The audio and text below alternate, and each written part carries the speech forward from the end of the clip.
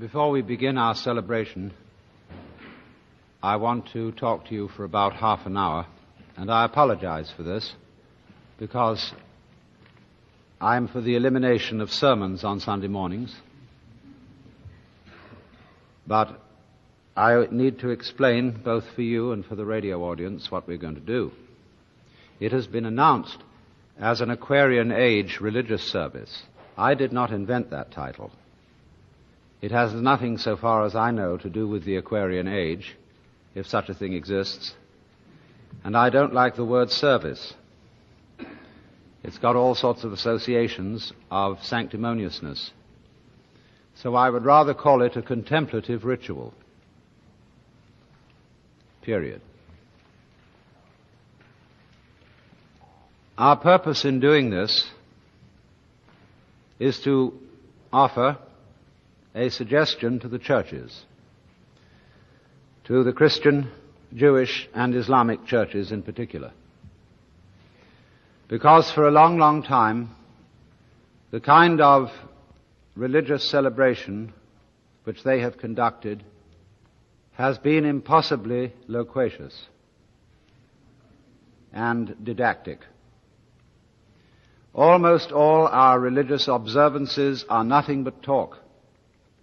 They tell God what to do as if he didn't know, and they tell the people what to do as if they were able to do it or even willing.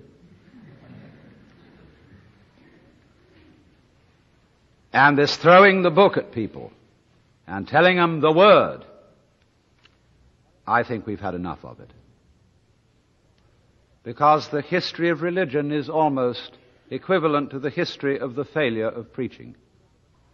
Since preaching is a kind of moral violence which excites people's sense of guilt, and there is no more uncreative sense than that. You cannot love and feel guilty at the same time, any more than you can be afraid and angry at the same time. What seems to me to be lacking in our Western religious observances is some sort of social ritual or liturgy which gives an opportunity for spiritual experience. That is to say, for a transformation of the individual consciousness so that in one way or another the individual is able to realize his oneness with the eternal energy behind this universe, which some people call God, and others prefer not to name or to conceive. The Western religions have, from an official standpoint, been somewhat suspicious and leery of mystical experience. Because in the founder of Christianity, mystical experience led to the claim that he was God incarnate, which was, to the Jews, a stumbling block, and to the Greeks, foolishness. Because if you believe that God is a monarch, a beneficent tyrant in charge of the universe, anyone else claiming to be God is obviously committing an act of subversion and would be suspected of introducing democracy into the kingdom of heaven, which is supposed to be a monarchy and not a republic.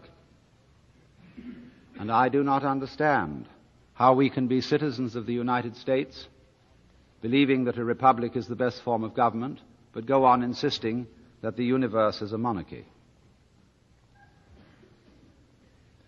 I feel rather that Jesus was a person who had this colossal mystical experience that we call cosmic consciousness, the experience that your real self is not that little superficial idea or image of yourself which we call I, but the total energy of the world flowing through you and expressing itself in you, and that's the real you. And it was on that basis that he could say, I and the Father are one. What the Christians did was to stop the gospel cold by saying, all right, Jesus was God, but nobody else.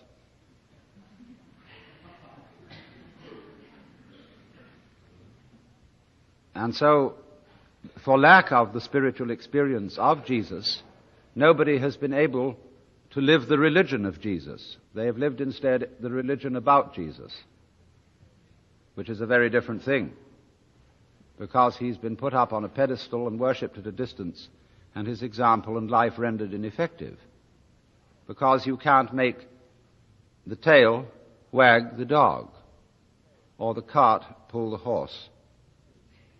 You cannot expect love in action unless there is what the Christians call grace underlying it. And grace, so far as anybody knows, is a purely theoretical thing which you believe you've received, but there has never been any indication of it to speak of except in exceptional individual lives that occur rather occasionally. So what I'm proposing instead of the ordinary kind of religious service is, as I said, a contemplative ritual. And the idea is not to have everybody shaken up and whooping around like Indians on the warpath, but to bring about a state of profound peace. So therefore I should say something in a preliminary way about meditation, or contemplation, as I prefer to call it.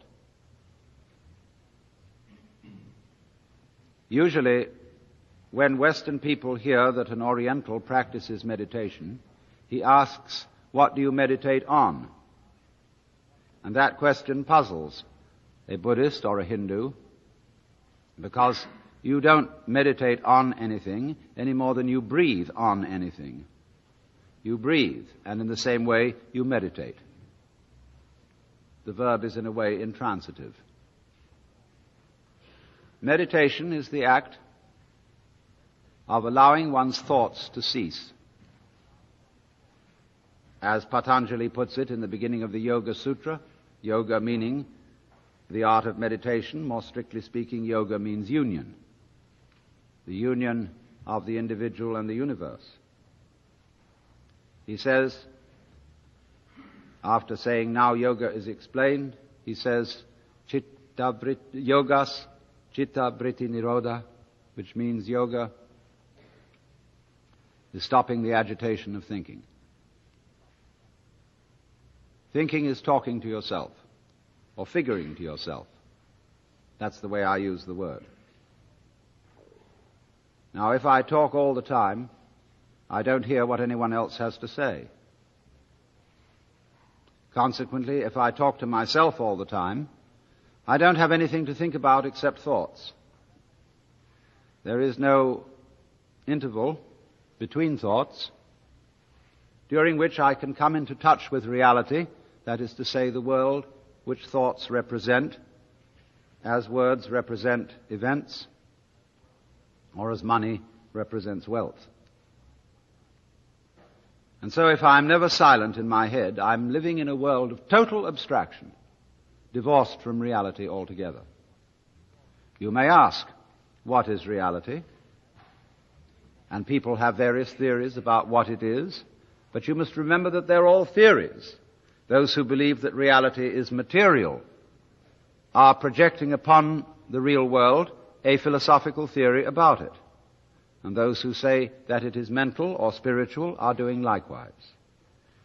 Reality itself is neither mental nor spiritual, nor any concept that we can have of it. Reality is simply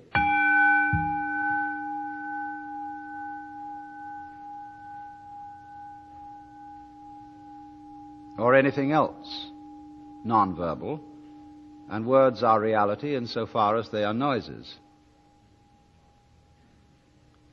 But even that is saying too much. Now, therefore, to meditate, you might think that we attempt to suppress thought. We do not do that. Because you cannot meditate. Let me put that in a more emphatic way. You cannot meditate. You, your ego image, can only chatter.